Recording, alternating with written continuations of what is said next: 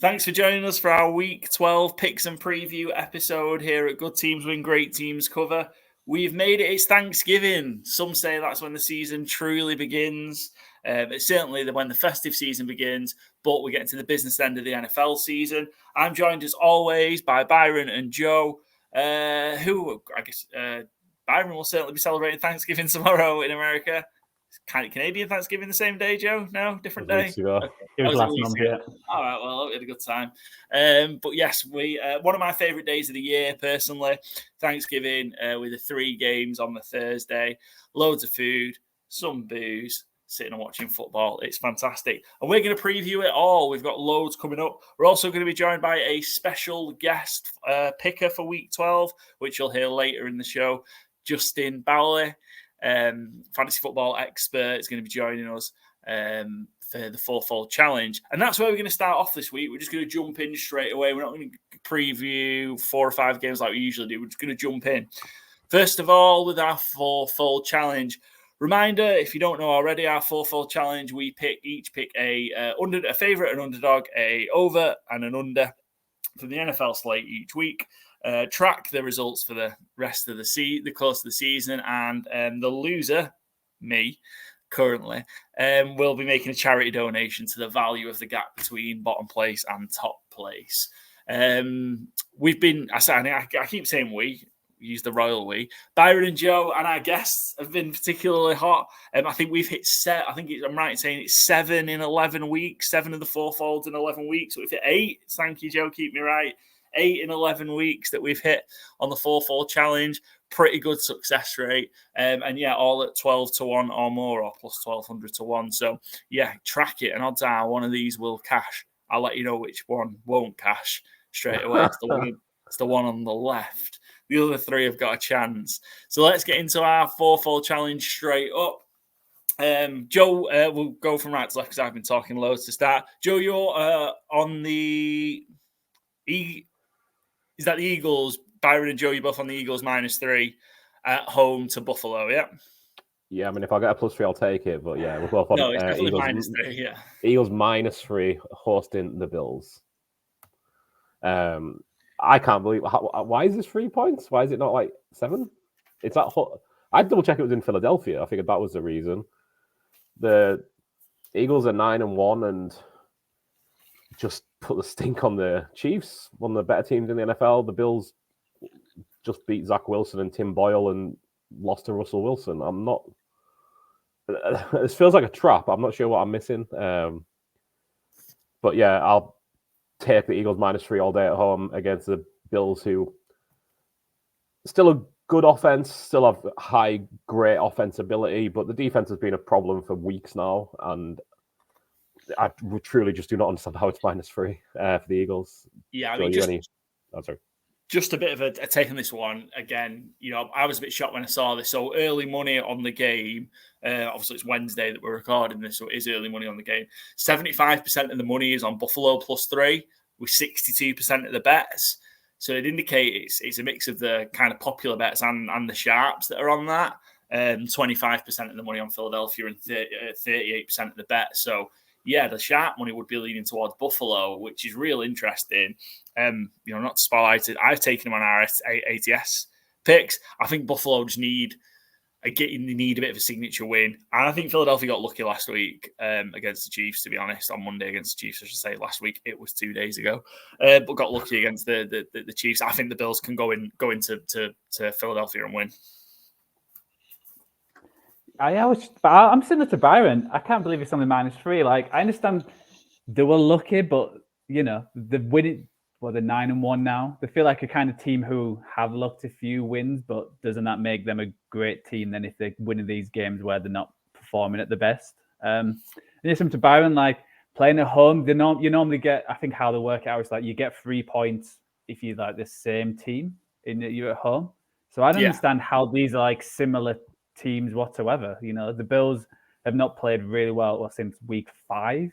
Was it against they had like that stretch where they had a few good games and never played well, and suddenly now that like Byron said, they beat the Jets, who it felt like their defense just decided to crumble because they had enough with how the offense was going. So suddenly now the Bills are back to the same level of the Eagles. I just don't get it whatsoever. And and they still beat the Chiefs by, what was it, 2 or 3? No, 4 points, wasn't it? They beat by 4 points, and the Chiefs arguably have top 5 defense, probably top 3 defense. Buffalo's been nowhere near that. So I'm just shocked. I'm shocked it's 3 points. Similar to Byron, I think the offense is better than their defense, and I think Eagles' defense is not performing to where we thought it was, but how the Bills have been playing is probably better than their offense as well. So I think they're the better team all around. And 3 points, I just had to take that minus 3 points because I think they're going to win by a touchdown. So, I mean, it is interesting. Like when you look at, I'm not as convinced as big of a gap. I think this is one where the sports books and Vegas, so to speak, want you to take Philadelphia -3, and when they want you to do something, naturally do the opposite. That's why I love the Bills in this spot. I think that Philadelphia Eagles defense, look, we obviously stepped up with a little bit of pressure at the end on Mahomes, but apart from that, wasn't great against the Chiefs. And bear in mind, the Chiefs have, I don't want to blanket statement, the Chiefs have no weapons. Yes, they have Travis Kelce. Of course they do. He's a great weapon. They don't have anything wide, really. And I don't know, I just think the Bills can hurt the Eagles. I think it's key that Josh Allen has to not make the mistakes we've been seeing him make so far this season. But I think maybe another week, with that new with the coordinator gone, maybe trying to open it up a little bit. And I think Diggs could have a huge game here for Buffalo because he's been pretty quiet, hasn't he, recently? I think Stephen Diggs could have a huge game here. And I just got a funny feeling that the Bills, because Eagles I mentioned it the other day, the Eagles might go 16-1. They're not going to go 16-1. They're going to lose a game that matters, I think, as well. I think there's plenty that it could be. I've got a sneaky feeling the Bills are just going to go in and make some noise. That's it. That's all. And I kind of touched on that as well. Like I said, I think it feels like a trap. I kind of agree with your sentiment about, if the bookies want you to bet something, it's a good idea to not bet it. But I still bet with my noggin. I'm not getting fooled by the bookies. I might get fooled by the bookies, obviously, but I can't just turn down what seems like such a good bet just because it feels mispriced. But it does feel like a trap. I just don't have anything to back it up other than it feels like a trap. Let me give you this. Eagles have been so good at home in the last couple of years and pretty, kind of under Nick Sirianni, real good at home. I think they're 8-2 straight up in the last 10 at home. And I think the 2 losses were that New Orleans one week 16 last year or week 17 last year, which was a dumb one. And they got beat, I think it was by the Commanders that stopped their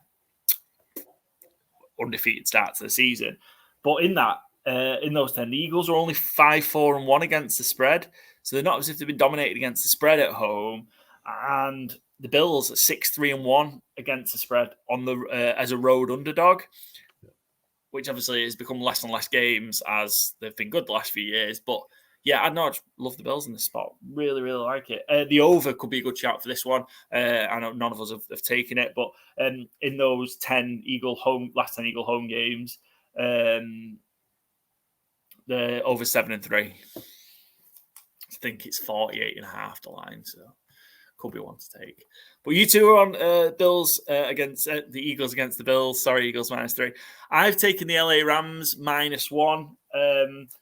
Stunned, very similar. I'm stunned that this is -1, but I think for different reasons. Obviously, these two teams are actually probably close to each other in terms of where they are. But the Rams have won 8 in a row in Arizona. So love them at -1. I've prepared so much and my notes are an absolute mess, but it's 8 in a row. Rams at Cardinals. Let me find it. There it is. I've won 8 straight. So they've won 8 straight on the road in Arizona, but also 8-0 against the spread. So they're not only won, they've also covered the spread. So obviously at -1. Really like the Rams to make it 9 in a row. Cooper Kupp, I think he's going to play. He got an ankle injury that took him out the game early last week, but it seems like he's day-to-day probably going to play.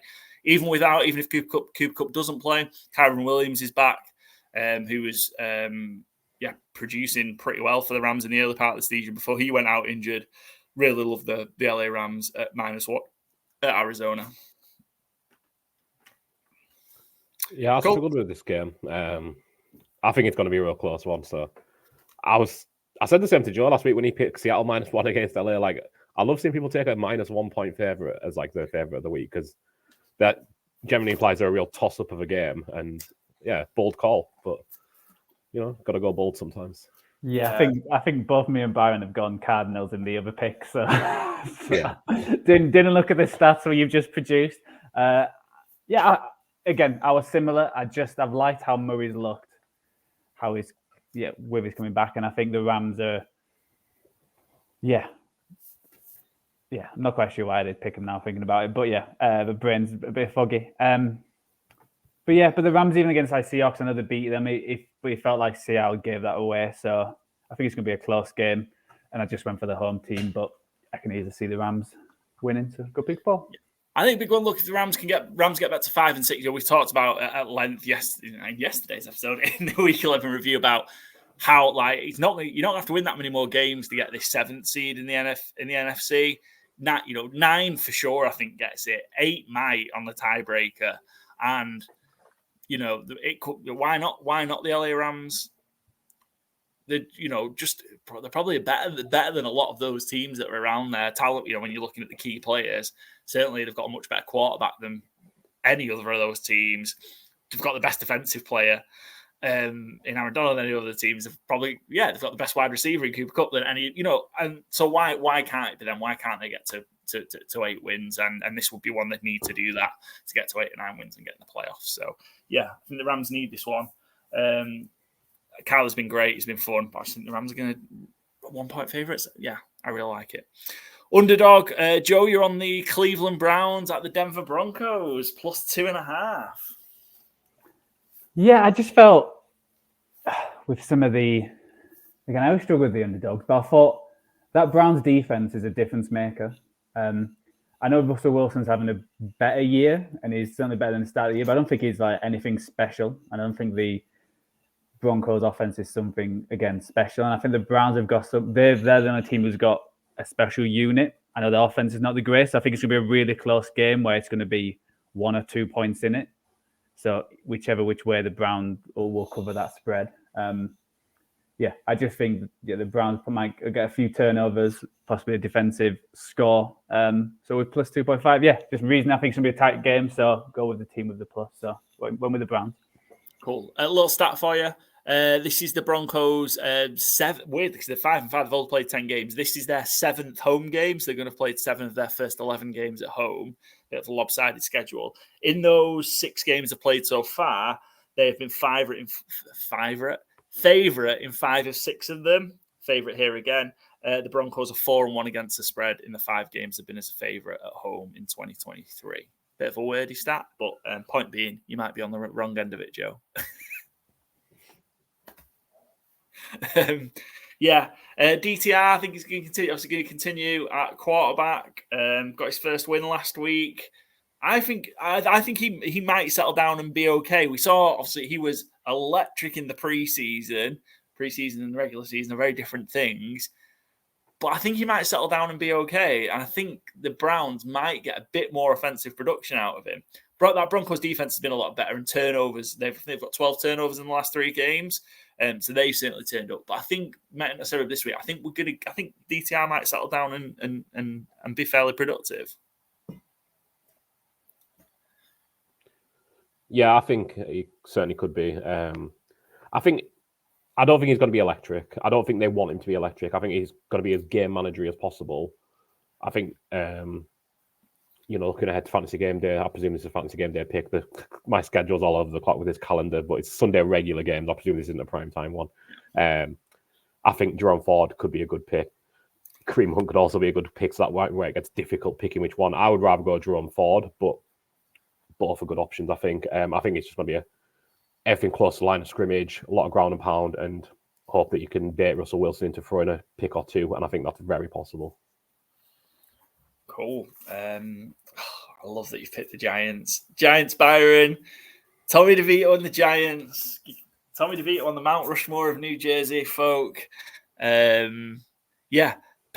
I flipped and flopped for this because I just thought that Tommy DeVito's maybe had his game now, and then it might just all implode. And, actually, can Belichick, he's got the record against rookie quarterbacks. Now, it's not been great recently, but historically, Giants +3 for you for your underdog. Yeah, I mean, New England against anyone really. Forget about it.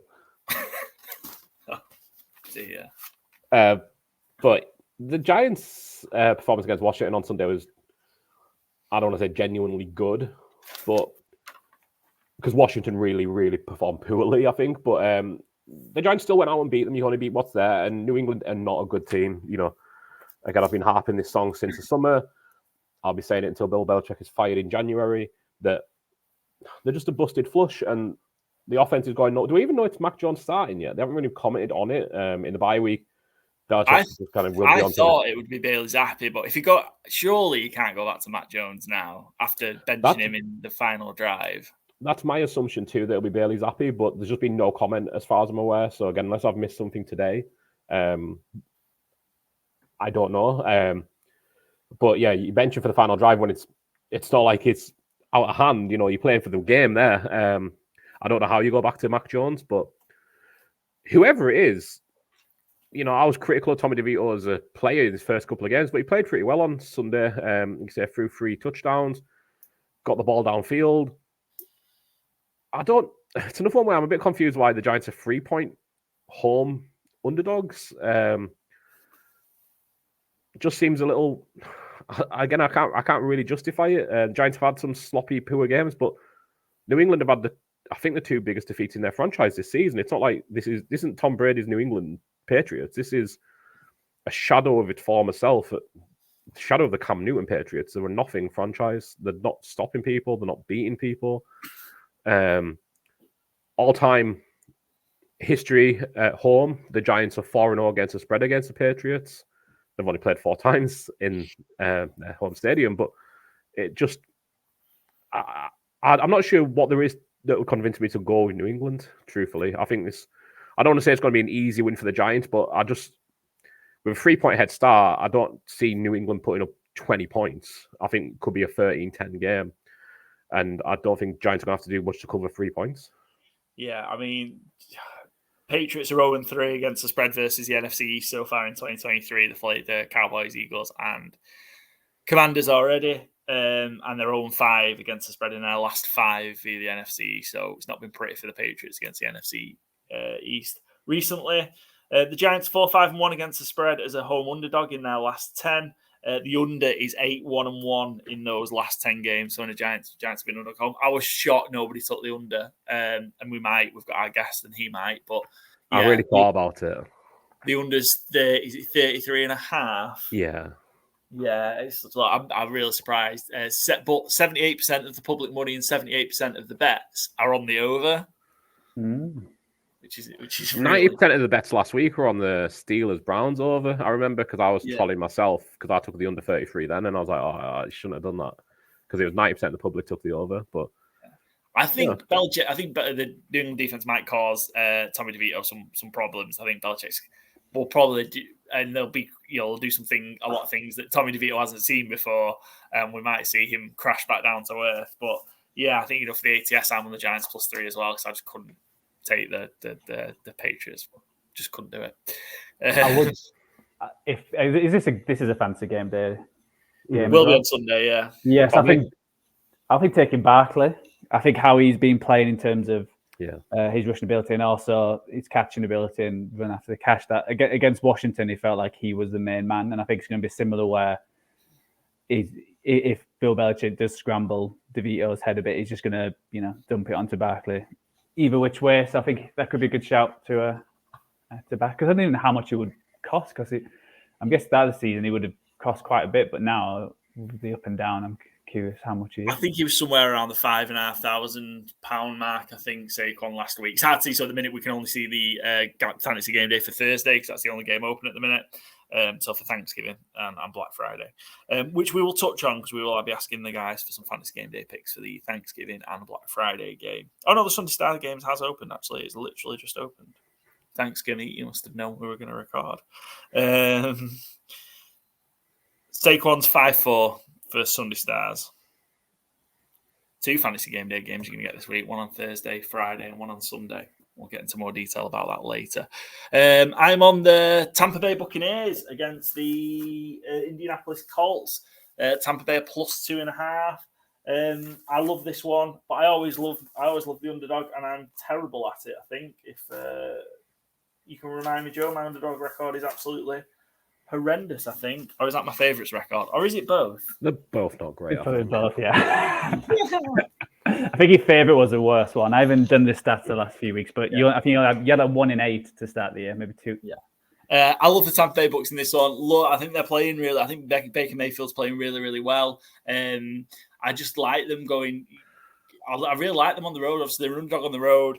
They are 5-0 against the spread on the road so far this season, and they were underdog in all 5. This is their 6th game on the road, underdog again. I think they cover. I think they'll cover. I think they'll win the game outright. They are. Obviously, the Saints play the Falcons this week. They're banging the mix for that NFC South division. And yeah, I just really fancy them to go into Indianapolis and win. I have it on my against the spread as well. I'm 99% sure. Just Colts don't have anything to play for. Just release Shaq Leonard. I don't say team legend, but like a modern day, one of their, last 5 years greats. And I understand why, but they're certainly not a team who's playing for 2023, and the Buccaneers certainly are. So, yeah, I think this is a good pick, Paul. Yeah, Tampa Bay can get back to 5-6 with this one, with a win here, and right back in the mix. They are still in the mix for that NFC South, but yeah, and I think they're going to be the one that comes out of it. I just trust them more than the Saints and Falcons at the minute. I think whoever you think's going to win it, I think the last word you could use for the Saints or the Falcons is trust. So I don't hate that at all.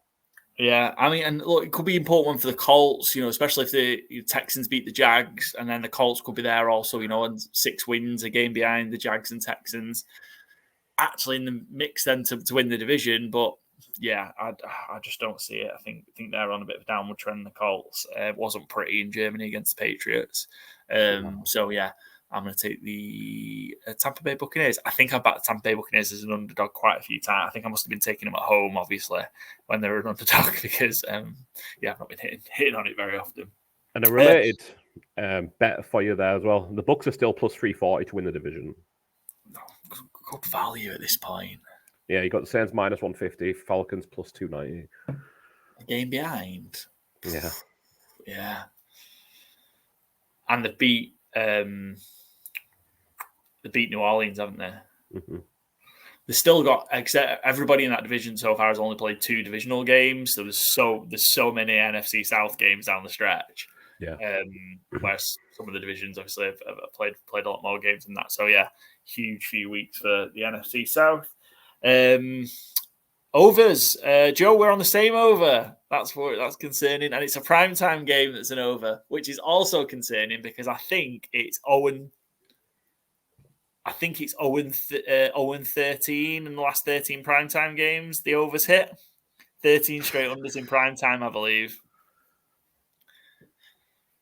Could have told me that stat before this, Paul. I knew that stat and still picked this game. Well, that's probably shows well your record, So I've just chosen it because I was actually really impressed with Justin Fields last week. I picked the under because I didn't think the Bears would score that many points against the Lions, and they scored shit ton. So I think they're going to do the same against the Vikings, and Vikings feels like a team who could also put some points on. So I think they both are going to get at least 20. So then you're just hoping that. Let me make you feel a little bit better about the pick, Joe. This is why I picked it. So I've got some stats. All right. It's two-way stats anyway. So one, none of us have, I don't know if any of us actually took the Bears in ATS, but the Bears have covered their 3 of the last 4 against the spread on the road. In the last 10 Bears road games, the over 7-3. The Vikings 9-1 straight up in the last 10 as a home favourite. The over is 8-2 in those 10 games. So Vikings big over home team, Bears big over road team, which obviously means this is going to be 6-3. I'd be surprised if it's 6-3, but and the last 4 Bears Vikings game in Minnesota, last 4 Bears Vikings games in Minnesota have gone over. That was the bit to tie it all up. So I feel confident in the picture. There's some science behind it. And that over under prime time. It has to end sometime. Yeah, someone's got to do it. And hopefully it happens. There's like 10 primetime games this weekend. One of them's going to go over. Yeah. Well, what we say in prime. So I suppose what you say in prime time is Niners Seahawks. I don't think Dolphins Jets counts because it's 3 o'clock. So Thursday night, Sunday night, Monday night. Yeah. Niners Seahawks, Ravens Chargers, and Bears Vikings. Hopefully the low scoring streak will end. Let's have one that explodes. Primetime games have just been pretty dull, to be fair. Although the Eagles Chiefs was a good game. Vikings Broncos was a good game, to be fair, as well. Yeah. Last week. Cool. Let's talk about your over. This is probably my favourite game of the week, actually, Byron. Jaguars Texans, because of what it means for that division. And the fact that Jaguars offense has got, well, last week it got back on track against Tennessee. And the Texans are just really fun with CJ Stroud. Yeah. It's kind of my main reason for taking it. I've kind of struggled picking it over and under this week, I must be honest. Statistically, historically, this one isn't a great over-under game. The Texans as a home underdog aren't a great over team. The Jags as a road favourite aren't a great over team. But it's just purely vibes, narrative. Should be one of the great games of the week. Lawrence looked back to his best this week. CJ Stroud had a bit of an up and down game, certainly more down than up, but still won the game, obviously. And I think he'll want a big performance to bounce back at home with. Division up for grabs. I just think there's going to be points galore here. I think, would a 30-28 game be a surprise? I don't think so, really. I think it's trending towards that kind of game. And, both teams, would it be surprising if both teams even just got over 24? I don't think so again. So, not one I'm 1,000,000% confident on. No easy picks, I don't think, this week for the over-under. I thought it was a bit of a graded card. But I just think, narrative-wise, both teams are going to come out slinging, and hopefully, anyway, because it'll be the game I'm watching on Sunday. Let me piss on your bonfire. Jags Texans in Houston, the last 5. The unders hit 4-1. I think I just told you all this. Did you? Sorry. And like I was saying, statistically, it's not a good game. Like the Texans as a home underdog unders, Jags as a road favorite unders. This game itself unders, but it is just pure narrative and vibes that Right, well, I was just giving you the stat. All right, thank you very much. I appreciate it. I've done this prep work; it's getting used.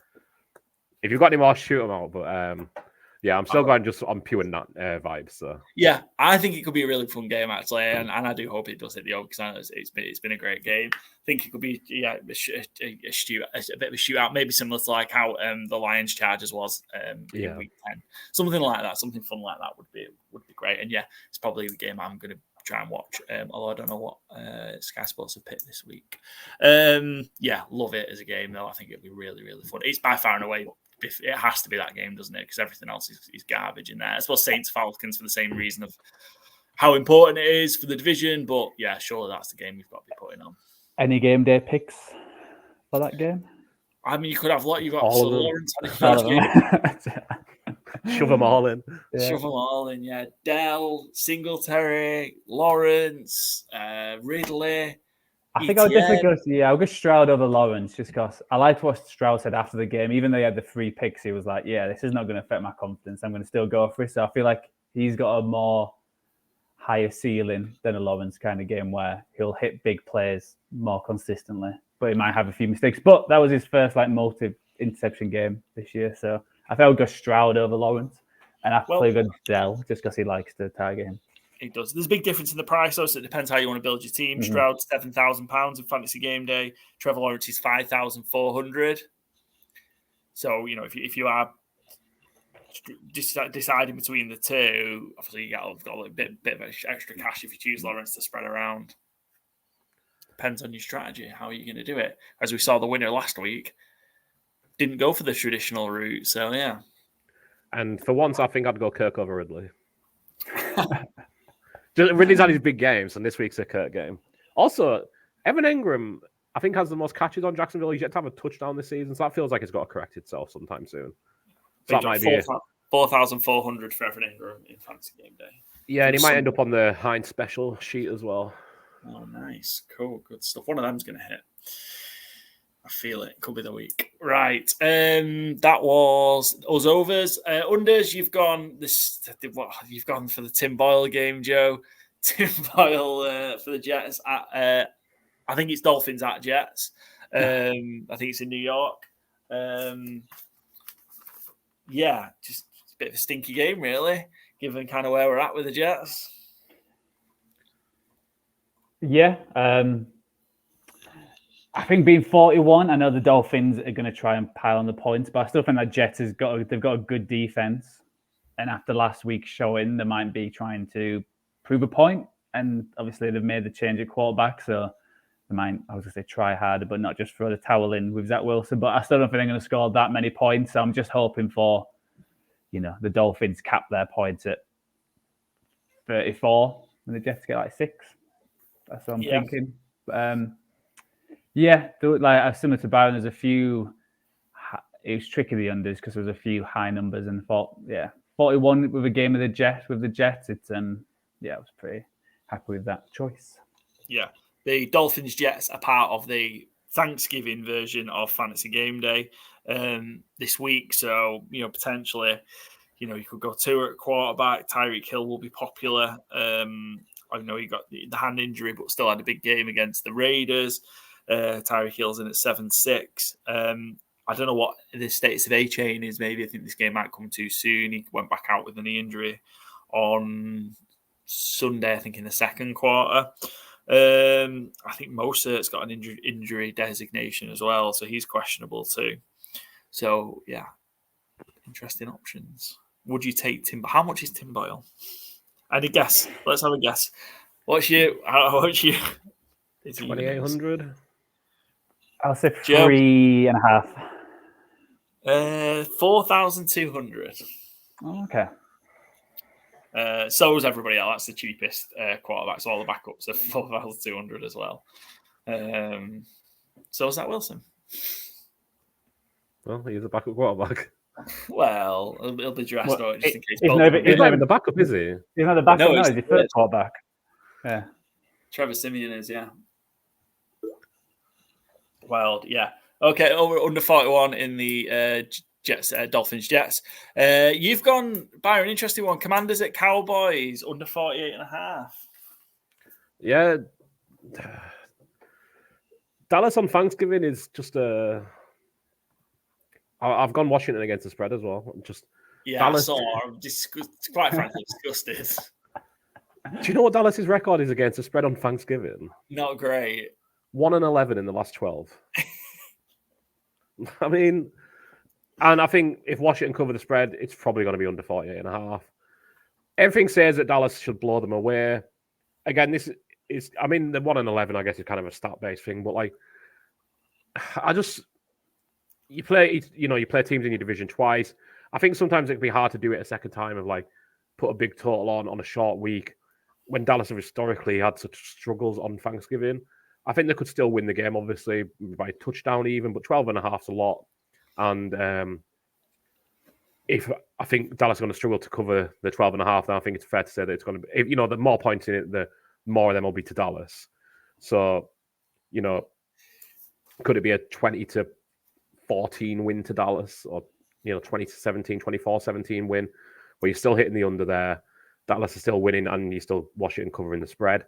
I don't know. I know it's not technically a primetime game as well, but it's probably one of the most watched, if not the most watched game of the season. This, because it's Dallas, it's Thanksgiving.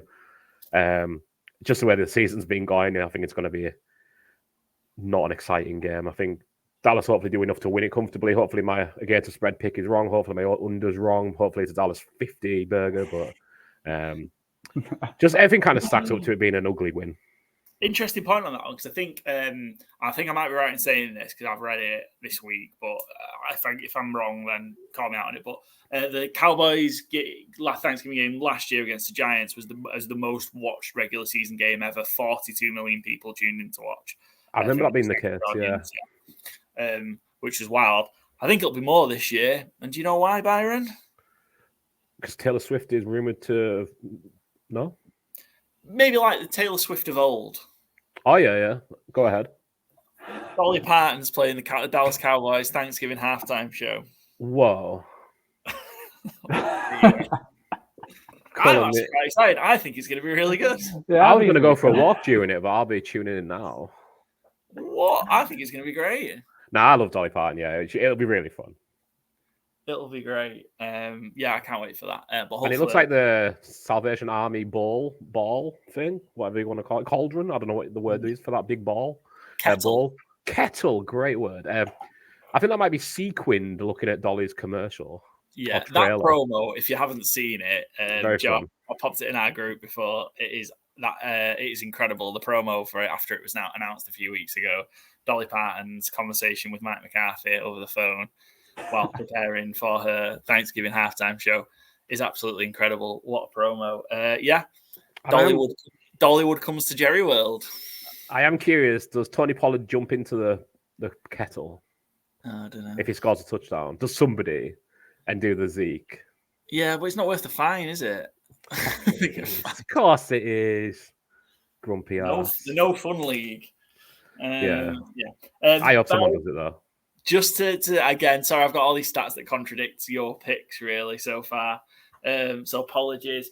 So since Mike McCarthy's taken over at the Dallas Cowboys, head coach of the Dallas Cowboys, the Cowboys have been 10 or more point favorites at home on 6 occasions. The over hits 5 and the over has hit 5-1 in those games. I've done some proper work this week, by the way. Can you tell?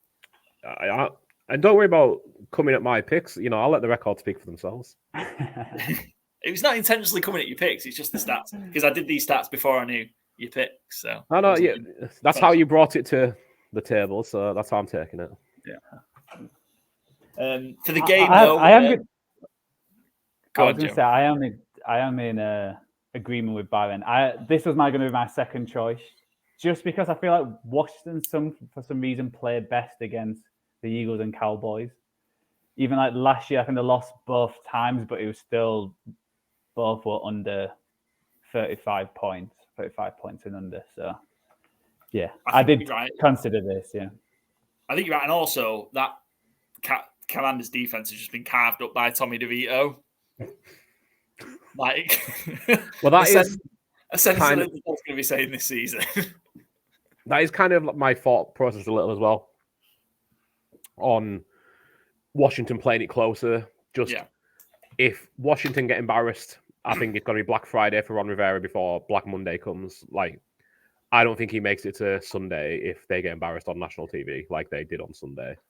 So I think they have to play it close, or it might be a Dallas 48-point line that gets covered. I think it's going to go one or two ways. Either the players completely don't turn up, or they play it close. I think it's more like they play it close. Yeah. But Sam Howell was really bad last week as well, wasn't he? That was probably the first time he looked that bad. So I think he'll bounce back and have a much better game as well. Yeah, they have their bye in week 14, which is obviously really late.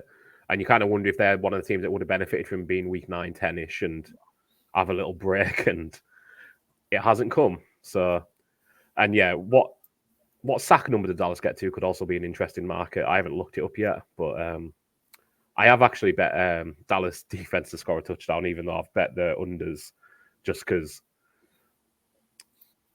Dallas's defense is incredible. It's a big number as well. 48.5 is a big number as well, to be fair. Yeah, and Deron Bland, I think. What a time to break the record if he does it. Exactly, yeah. Straight into the kettle. I'm obsessed with someone's gone in the kettle.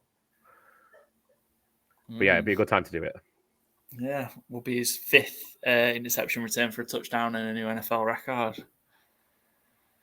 There's a Dolly Parton 9-to-5 gag to be had in there somewhere, but we'll leave it for the viewers to come up with.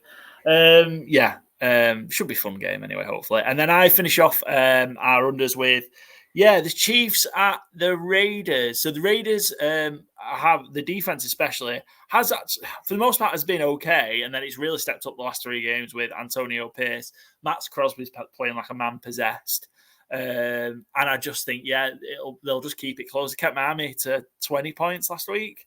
Mm-hmm. I think they'll keep it close. Chiefs moved the ball at will against the Eagles, but once it got to the red zone, they really struggled. And I think I think the Chiefs should win this. I don't know if they'll cover the 9, but I think the Chiefs should win this. Maybe win it by a score, but not excessive. I don't see the Chiefs getting to the late 20s here. I think maybe 20, maybe 2017, 24, something like that. I don't see this being a particularly wild one, and really like this one to be an under. Yeah, I was going to say again. This was when I was considering. I think the only reason I stayed away from it just because I feel like the media's narrative about the Chiefs' offense is like stepped up a bit with that Eagles game. So I'm curious if they're going to be like, let's do all these tricks and let's try and put some points on the board to like shut everyone up. And it feels like the Chiefs always own the Raiders. I think I think Kelsey always gets a number of touchdowns in this rivalry. Or you can't really call it a rivalry, can you, for the last few years? So I think looking at Kelsey at Fantasy Gameday would be, because I'm sure the last few games he's always got more than one touchdowns against them. It feels like he's one of his favourite teams. Yeah, I think Kelsey's really, I think 6,600 by far and away the most expensive tight end by a big number for the Sunday game. I'm in the wrong game, but big number for big price for Kelsey. I love this Raiders 5 home games this season, under 5-0 in them, so I expect it to continue really. But you're right. The Chiefs do own the Raiders 8-2 straight up in the last 10 at Vegas/Oakland. To put that in. Cool. So there are FourFold. As you can see, mine's plus 12.58. Again, mine's always the longest one, isn't it? Byron plus 12.36, Joe plus 11.75. And we've got our guest coming up at the end of the episode, Justin's, and you'll be able to see his picks or hear his picks at the end of the episode while I sit down and have a chat with him. Byron leading the way by a game at the minute. 29 wins on the year, Joe 28 wins. I'm on 18, way back, 11 behind. It's going to be a very expensive charity donation, but all for a good cause. Nice guy and all that jazz. Keep telling yourself that. Let's move on. We'll go through our ATS picks and touch on, I guess, the rest of the games we haven't really talked about. And we'll start with the Thanksgiving slate, Turkey Day. Very much looking forward to this. Packers at Lions, the first game up. Green Bay are plus 7.5. That's right, yeah. Plus 7.5. I was like, shocked, Green Bay. But no, that's right. Green Bay plus 7.5. Over-under in this one is 47. We're all on the Lions. Anything more to say then? We think the Lions are going to win this one quite comfortably? I was a bit nervous about this one just because how the Lions played last week. I guess you talked about this game yesterday. You haven't listened, Joe? Not yet. My plan was this afternoon, doing this one early. Just I was a bit worried that they were basically the Bears were the better team for like 55 minutes, and they should have won that game. So is it going to be another close one where Green Bay's looked better than they have? Especially the last few weeks, they've looked better than they have before. So I could see this being a tight game. I've still got belief in the Lions to prove that they are a lot better than Green Bay. But 7.5. Yeah, it was more of a toss-up rather than being 100% confident on the Lions. I think what's key for me here is if you get a chance to go and have a look at Joe, and what will make you probably feel a lot more confident in this pick is go have a look at the Green Bay Packers injury report. It doesn't fit on one page. They've got that many. There's that many people. So we've got, I suppose, key players. So Dontavian Wicks, who's obviously been big for them the last couple of weeks. He's kind of showed up a little bit. Out. Not out, but he's not practiced Monday, Tuesday, concussion and a knee injury. He's not going to make it for Thursday. I don't want Packers push notifications, thank you. Musgrave hasn't practiced, abdomen injury. Aaron Jones hasn't practiced. And there's more who've limited practice and whatever. You'd hope there's more. That's all. That's over a page. Jaden Reed, there's more. Yeah, it's probably missing. Kenny Clark. Jairi Alexander. It's basically every good player the Packers have got has got some form of injury. Well, at least Jordan Love's fine. I think as well, on the back of that, a short week and you beat up, probably the one team you don't want to face is probably Detroit, because they're just going to we'll get our spreads betting sheets up for tomorrow, I'm sure. But like Montgomery overs rushing the ball, I like. Jimmy Gibbs rushing the ball overs, I like. I think they're just going to run the ball down Green Bay all game. You maybe see Jameson Williams pop off for another long touchdown on a play action type thing. But I think it's maybe not going to be as big of an Amon-Ra St. Brown game because I think they are just going to. I think it's just going to be bully ball against the Packers, and I think that's how Dan Campbell likes it. I think that's how Detroit like it, and I think they'll love nothing more than putting a, I'm not going to say a 50 burger up on Green Bay because that's maybe unrealistic, but like a 28-7 or 30-7 type performance up on Green Bay. I think they'd absolutely love that and just run all over them all game. That's what I'm expecting. I think Detroit, look, they are. I think the people and the fans of Detroit are really looking forward to this one because look, they've got a Thanksgiving game where they are a really, really good team. Mm-hmm. They haven't had that for this has been the best start in 60 years or something they've had. It's the 60th anniversary of JFK's assassination, and I think the last time they were 8-2 was when JFK was president. I'm pretty sure that was like the stat going around, and it is. Yeah. I just see on Twitter already say it's the 60th anniversary of his assassination today. So like that's how long it's been since they were relevant at this time of year. Well, not relevant, but like 8-2 at this time of year. So yeah, and I just not many fans who will be watching have witnessed it. Yeah, and I think just that Ford Field tomorrow is just going to be an insane atmosphere. There's not people dreading going to that game on Thanksgiving. They're going to really enjoy it. And I think the Packers could be walking into a bit of a buzzsaw here.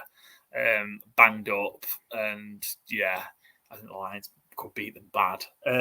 Lions are 8-2 against the spread in their last 10 versus the Packers. So they kind of own the Packers really against the spread. They're also 8-2 at home and 8-2 in the last 10 at home, full stop. They're pretty good at home, pretty good, and also pretty good against divisionally as well against the spread. So, I think Joe, you can be pretty confident in the Packers, in the Lions tomorrow. Little slip there. Packers are going to win the game now, aren't they? Commanders Cowboys. We've talked about a little. Me and Joe both taking the Dallas Cowboys. I take your Thanksgiving stat, Byron, that the Cowboys are useless ATS on Thanksgiving.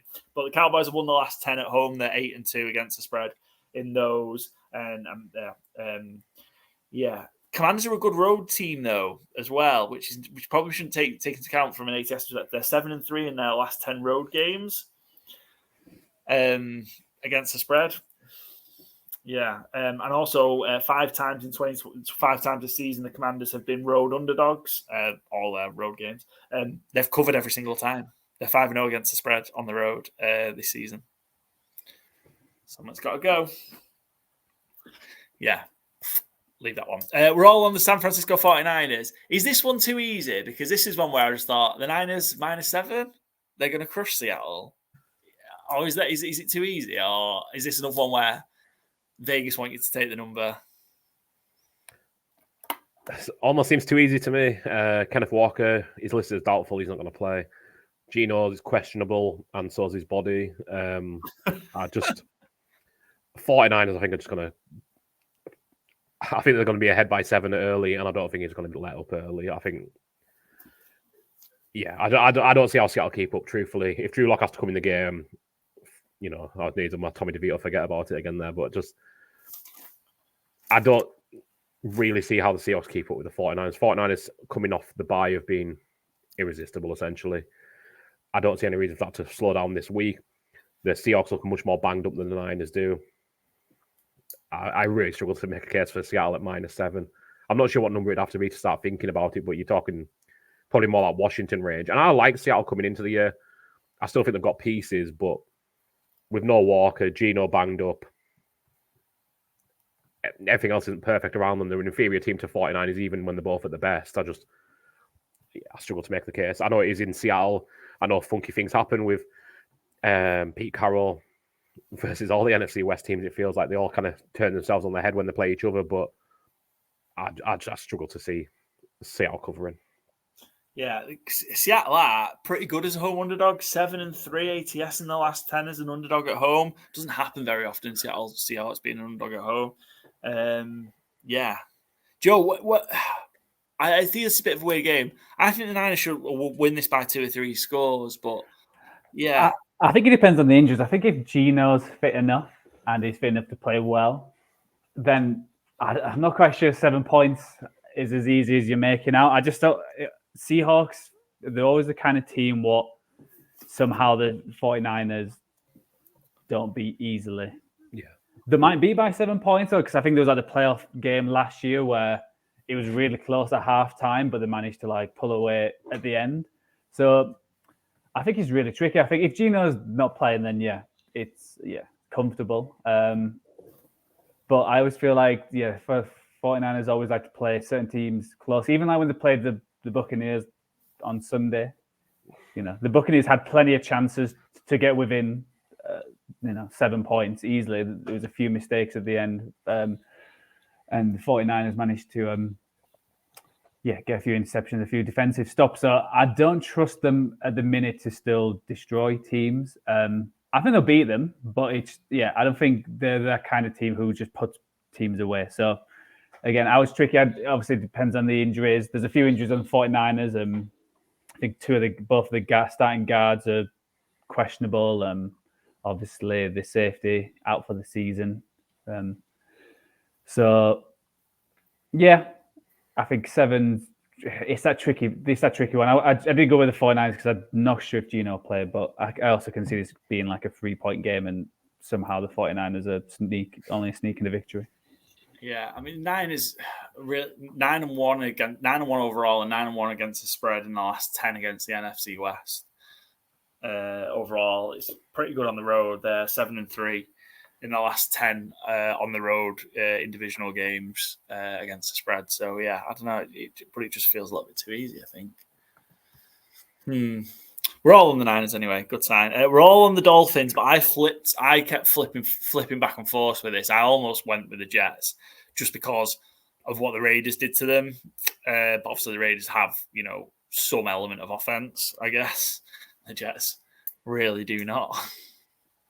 Yeah, I don't think this is one that is like feels too easy like the others we've talked about, because like you said, the Raiders, they have some offense, but again, they're not like a top tier offense, certainly, with AOC at the wheel. And the Jets do have a really good defense still. I know they gave up a lot of points on Sunday, but it felt more like the dam eventually burst.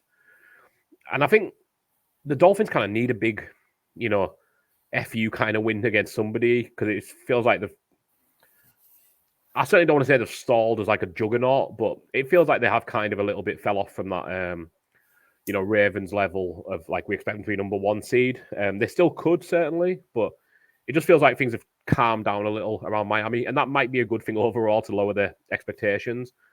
But I just, again, struggle with, even as good as the Jets' defense is, you've still got to slow down Hill, Waddle, whichever running back it'll be. It sounds like Achane probably isn't going to make it, but most even banged up is probably going to play. Wilson will be in there. Ahmed will be in there.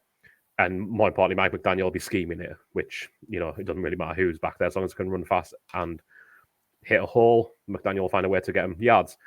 So my bigger thing is I'm not sure what number Miami would need to hit to get to, minus 10. Like, is it 17 points? I don't know how many points realistically we expect the Jets to score, I guess, is kind of the flip side of that. Yeah. This one is the Amazon Black Friday game, first Black Friday game in history. It's an early one, so 3 p.m. East Coast time, 8 o'clock here in the UK. I think I'm going to be over at the Beer Keller in Manchester with these Sky Sports guys. Not with them, but they're going to have their studio based out of a bar in Manchester, the Beer Keller. So I think, pretty sure the plan is to be there. So I think we're going to see some friendly faces. I think some of the guests that we've had on are going to be there, which is pretty cool. So that'll be nice. I think Sai from the Touchdown is going to be there, and some others. So it'll be cool to see them. If we do see if there's any friendly faces, come and say hello. Be nice to see you. I'm then really going to try and get Coach Jeff Reinbold to commit to being a guest on the show. Maybe if I have to kidnap him, I don't know. But yeah. Cut that from the audio, though. Cut that out from the audio. Threat, yeah. Oh, he's a nice guy. I'm sure he'll do it. Lost my train of thought. Yeah. So, if you see us in Manchester, I say us, it'll be me because he's still across the other side of the pond. Come say hello. Tennessee Titans, 3.5-point favourites at home against the Carolina Panthers. Panthers got a bit frisky in the game against Dallas last week for a little bit. Kind of looked okay. And then kind of Dallas put the foot down, didn't they? But they're going to win another game. And we know we're all on the Titans, but this feels like if they are going to win another game, this could be one they do win. I came really close to picking the Panthers here. This one I flip-flopped on. The fact, if it was in Carolina, I probably would have picked the Panthers, but it's not. So I just leaned with the Titans. I also think Will Levis is due another win. It was kind of like both narratives fighting each other a little bit. The number 1 pick against the number 33 pick. Well, just more like I expect Will Levis after his big, initial game. It has been. I don't want to make it out like I'm damning the guy. He was a 33rd pick. He's not Bryce Young. But, it's obviously cooled off since that first game. There's no doubt about it. He threw 4 touchdowns. It was always going to. But, I'd like to see him have another big game before the end of the season, certainly, because I have seen a little bit of maybe they should go back to Tannehill. It's no, don't be stupid. It's Will Levis's gig. See how he does. You can't go back at this point. You're not playing for anything. So, yeah, I think Tennessee are going to have another big game. Derrick Henry's due a big one as well. It's his time of year. I had a little thought about backing the Panthers, certainly, but like I said, just being in Tennessee, there's, I think, again, it's a lot of narrative stuff, but I could just kind of due a big win, and they're not going to play many softer teams than the Panthers to get it. Yeah, Panthers are 1-4 against the spread on the road so far in 2023. Titans have 3-1 at home so far, but all against the spread. But they've been an underdog in every home game so far. They're a favourite in this one for the first time this season. I kind of wish now to put the Panthers now. It's too late to change, Joe, yeah? Too late, I'm afraid. It's a stinky one. I think the Panthers might actually win this. Where are we on next? Game of the week, Texans Jaguars. We've already talked about it a little. Texans own the Jags is a simple way to put it. 9-1 straight up in the last 10 versus the Jaguars, 7-3 against the spread. Love the Texans plus give me a 1.5 as well. I'll take it. Joe, you've gone for the Jaguars in this one. What's making you lean towards Jacksonville? Obviously not the stats and the pass record. It's one of the weird things. I think I want Texans to win, but I feel like I'm still waiting for this season to be like, oh, okay, yeah, they're a good team, but they're not that next level. I think with the Jags win last week, I still think the Jags are going to win this division, and I think in order to do that, they've got to beat the Texans at least one at a time, and I can see them just sneaking out a victory and being 1.5 again. Who do I think's going to win? I think Jags are going to sneak this, but I wouldn't be surprised. This is one I think I had Houston to begin with, and I thought, you know what, I'm going to go with the Jags so we don't pick all the same stuff. But then I thought, yeah, I'll go with it. I think it's huge as well. And I just suppose, if you remember, Houston beat Jacksonville earlier in the season in Jacksonville. This is massive. If the Texans can sweep the Jaguars, and then the schedule that the Texans have got, I think if they win this, they'll win if they win this, they'll win the division. In my opinion, the Texans, and it's a huge opportunity for them. We talked before the season that I thought the Texans were a really good worst to first candidate. Didn't pick them, and they went with the Bears and the Panthers. But I thought they were a really good worst to first candidate. And yeah, this and they had a chance to turn it around quick. I honestly didn't think it would be this good, and Stroud would be this good. But yeah, it's and the other pieces as well. But yeah, they're there at 6-4. I think they win the game, and I think they go on and win the division. Wild, really. Yeah, and they didn't just beat the Jags earlier in the season. They boat race them. It was 37-17, I think. It's a 20-point game, I think. Mm-hmm. So, and that was when it was like, oh, shoot, the Jags aren't going to walk this division necessarily. Maybe the Texans are something, and they certainly are something. Yeah, a great one. Game of the week for me, that one. We've talked Tommy DeVito and the Giants already. We're all the New York Giants +3. Saints, Falcons, so the same thing, but in the NFC South, sort of equivalent to Jacksonville, Houston in the AFC South. This is a big game for that division. We've all taken the point with New Orleans. I was kind of surprised we all went with it, actually. I hate the Falcons, so. But it was just a home game in a relatively pick 'em game, I guess. No Michael Thomas for the Saints. Not that he's been Michael Thomas this year, but He's out. He's on IR. I think that's probably maybe him done in New Orleans. Probably him done as a top. Yeah, probably him done as a name NFL receiver. He might come back as like a Des Bryant type who bobbled around a couple of years, but yeah, I thought maybe someone might pick Atlanta anyway, just with them having home field advantage. Desmond Ridder's back at QB1 for this week and for the rest of the season, apparently, but we will see with Arthur Smith. He has talked up Bijan Robinson getting more work this week, so hopefully that actually leads to something and doesn't lead to him, Sunday night just going, screw you off. I hate all your fantasy teams. I'm a big man. Which he's known to do. I've not seen him as the Tash back. I haven't seen it, actually. I just read his quotes. I believe he was growing it back, so he's had a bye week, so presumably it's in pretty good shape at this point. See how good he is at regrowing facial hair. Reasons why I took the Saints in this one. I mean, I couldn't believe this when I read. So the Falcons have been favourites in all of their home games. This is a 6-1. They're a favourite again. Wow. Yeah, their schedule is the same with New Orleans all season. Like their schedules are just real soft schedule. Yeah, obscenely soft all season. Yeah. The Falcons are 1-4 against the spread. And we're saying against the spread. We're talking about 1 point here, but against the spread, 1-4 at home, and they covered the first one and not covered the last 4. So it's 4 in a row they haven't covered at home. Whereas the Saints have covered 4 straight as a road underdog, and the Saints are 4-1 against the spread in their last 5 visits to Atlanta. This used to be a real fun rivalry as well. So I think you might still get some sizzle in the game. Yeah. I think this was the Steve Gleason game as well, right?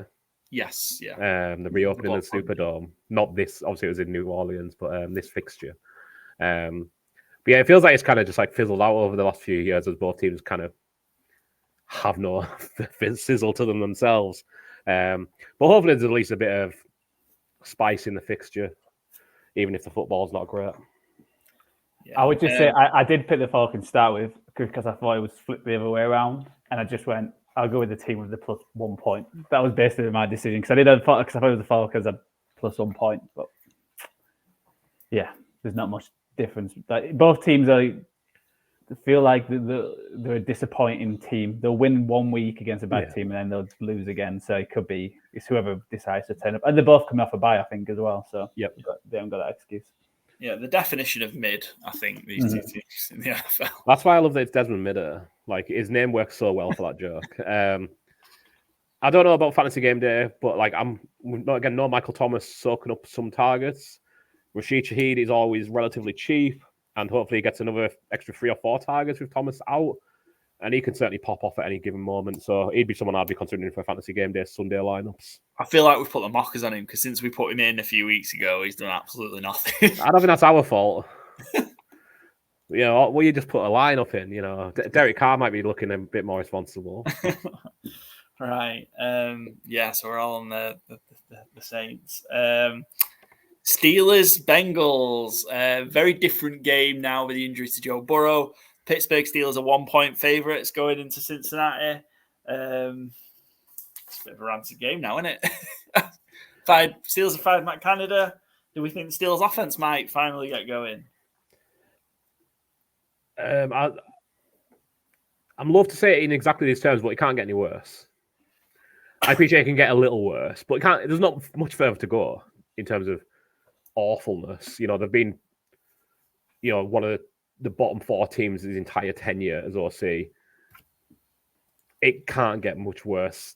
Just, addition by subtraction, essentially. I don't even know who's calling the plays now, but it just, we all seen that video now. I hadn't seen it at the time either. I don't know what game it's from, but yeah.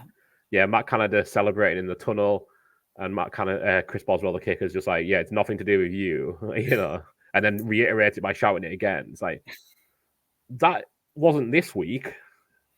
That was a video from, I think, 2018 or 2019. I can't remember exactly. A while ago, yeah. Yeah, so maybe it wasn't that long ago. Yeah, it's first I've seen of it too, but the initial video had the correct date on it.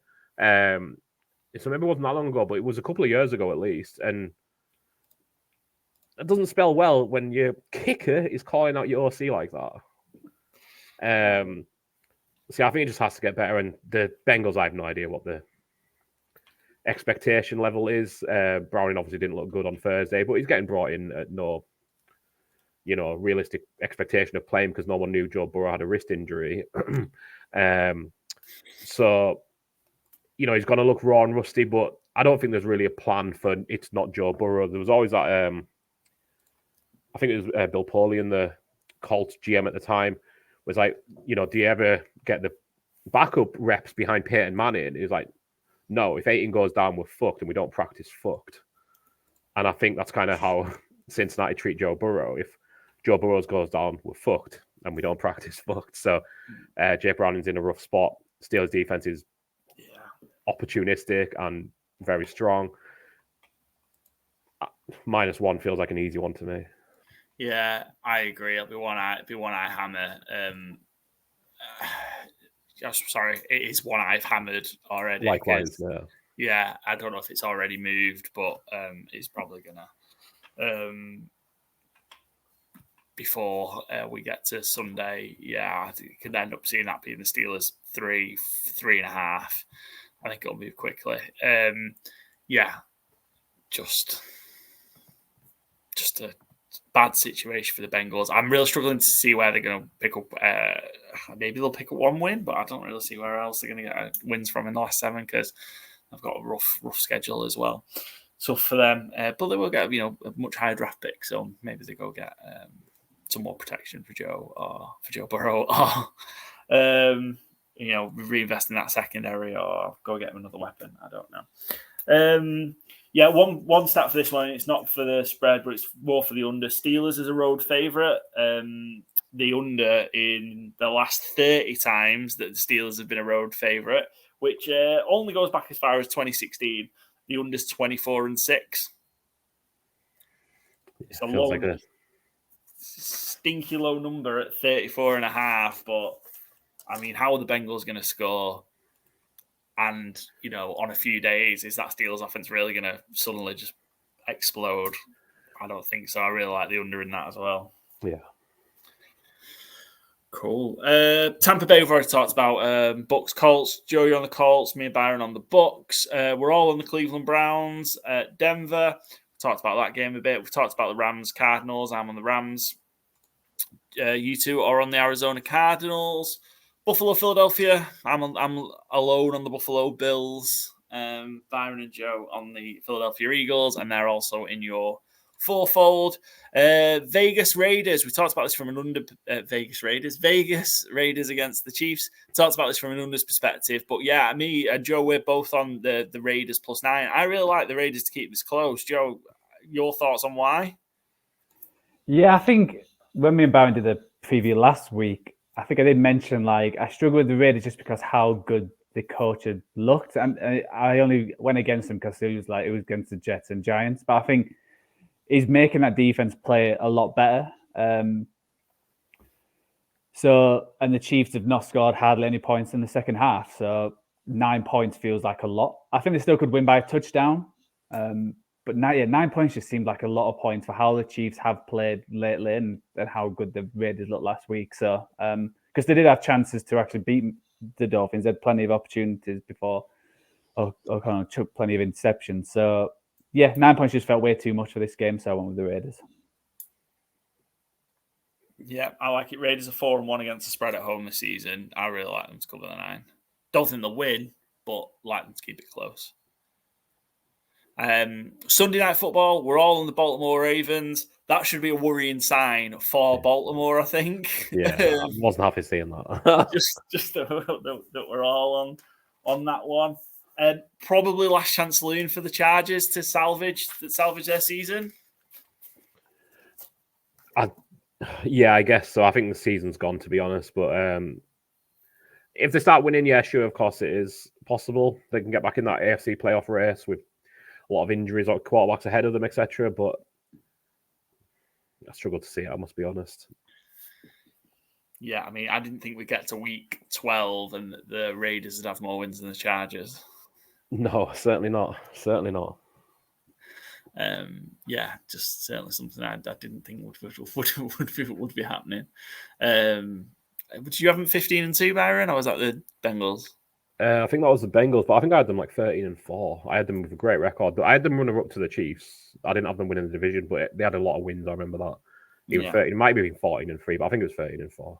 Yeah, It'll be the same again next year. Don't you worry. 17-0 in your preseason. Whoever the head coach is. No. Yeah. Well, we know I'll almost certainly. Brandon Staley. Yeah. Yeah. Do not ask me that again. Baby. Yeah, I'll almost certainly be backing on the Chargers because I'll forever love Justin Herbert until he starts playing badly. He had a great game again on Sunday. I mean, I said this yesterday on the review show.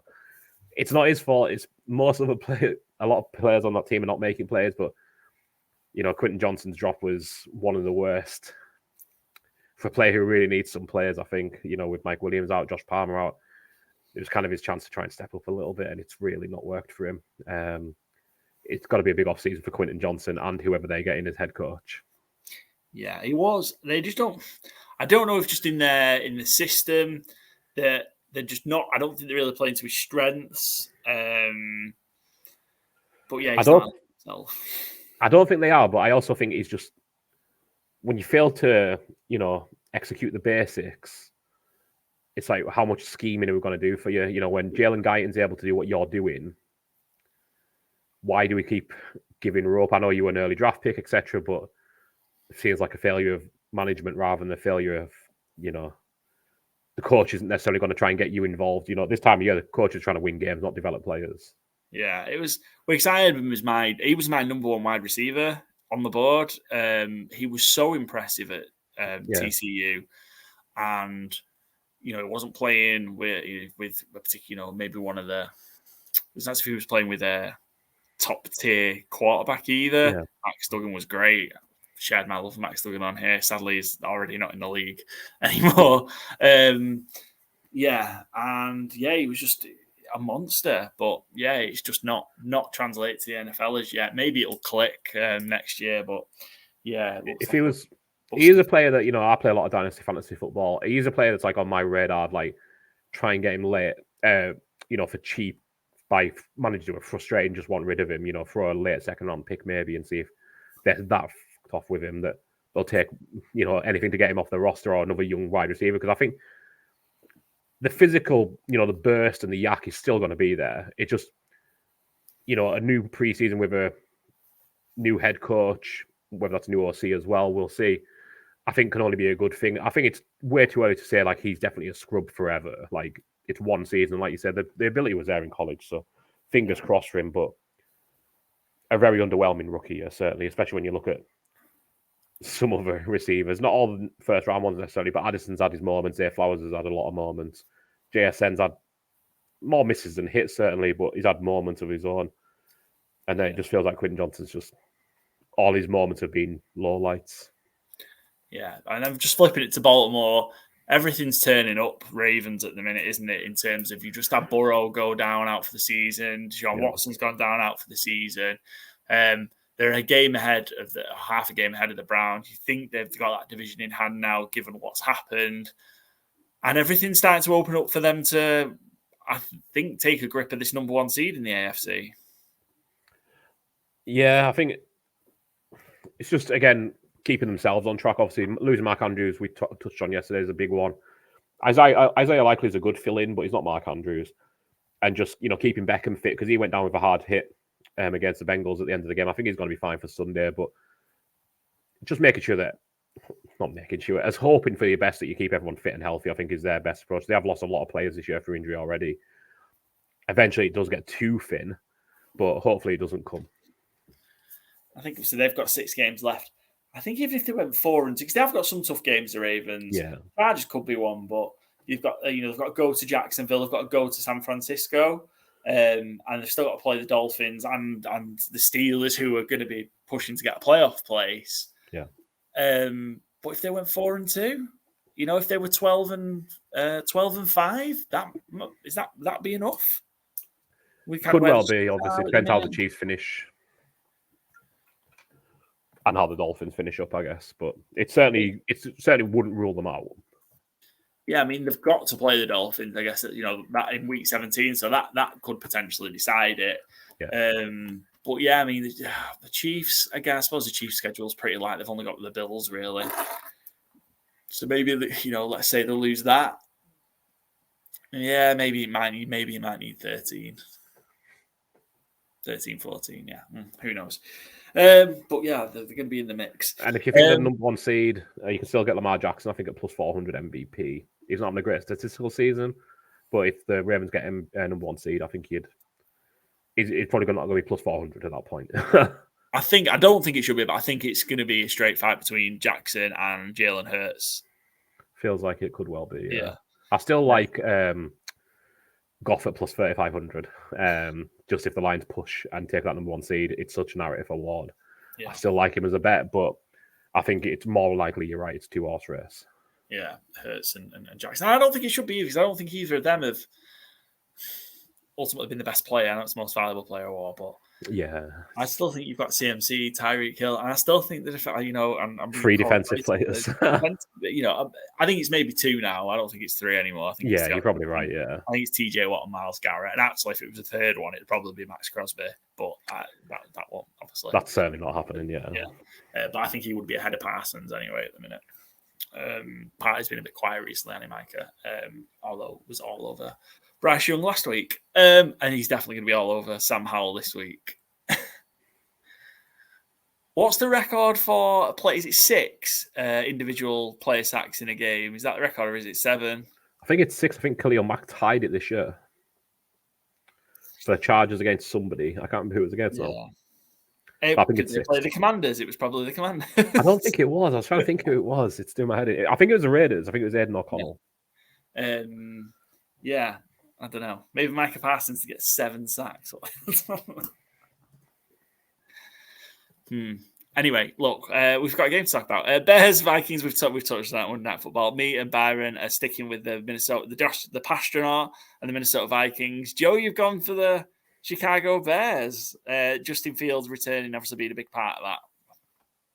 Yeah, like I mentioned before, they played really well against the Lions, and it's been a dome, so it's not like it's. I think that'll help Fields out and the team, and the Vikings weren't hugely impressive against the Broncos. I still think having Josh Dobbs is going to restrict you in certain areas, and he is still a backup quarterback, and it's been a great year for him. But I think that's who he is. So I think the Bears can keep it tight, and it'll be a close scoring game.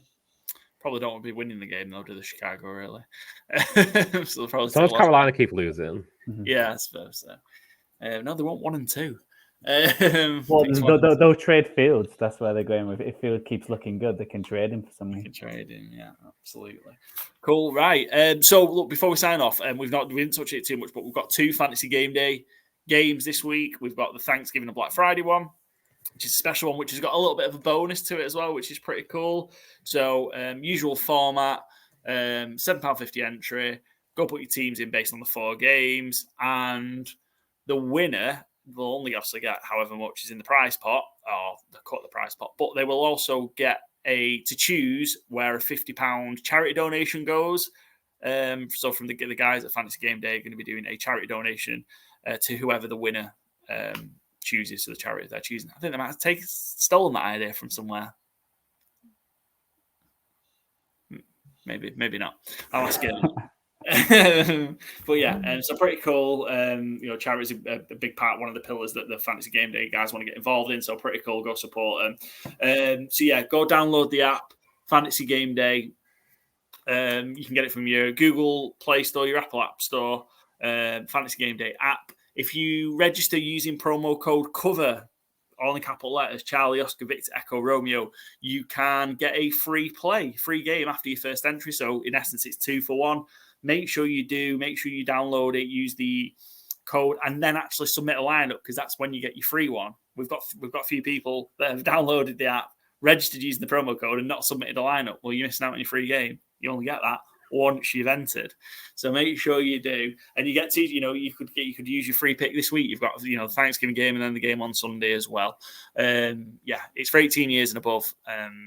Only available in the UK. Please gamble responsibly. But take part. It's fun. We've really enjoyed putting our teams together and then tracking it on a Sunday. And it'll be Thursday, Friday this week. So, yeah, it's been really good fun. And it's a great game. The app's brilliant. They're updating it almost every week with new features and they're building it as they go. So the guys doing a really, really good job. We had 175 people enter last week, which is the highest amount of entries, and the prize pot was over £1,000. The winners walked away, 2 winners because it was over 100 people, walked away with £130 each. It's pretty cool, right? For just picking a team and sitting and watching the 750. Yeah, for 750. It is really good value and a great game. So go do it. Gimme and Co at Fantasy Gameday. We love you. That's it from us.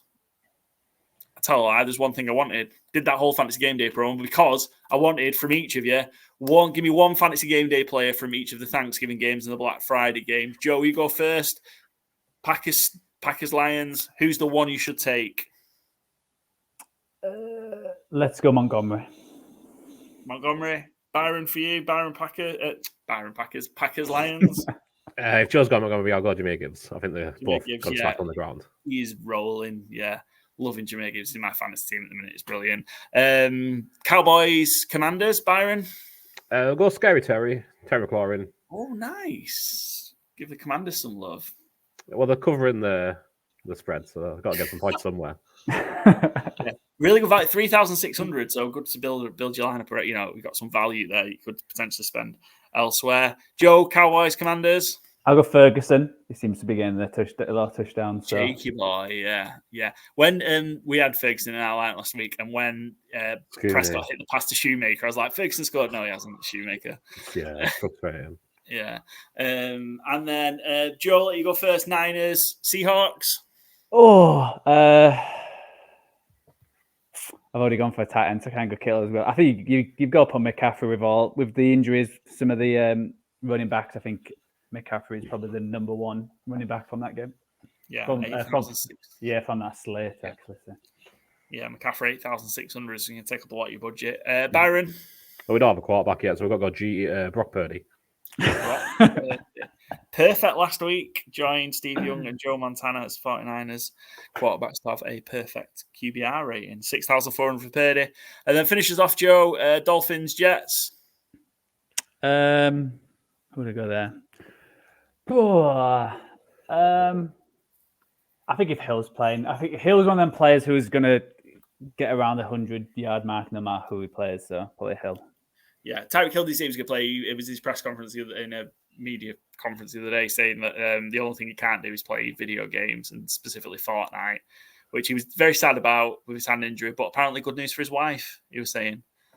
Although on the flip side of that, did you see his wife on Sunday get covered in a portion of nachos celebrating his touchdown? It was hilarious. I did not. That sounds incredible.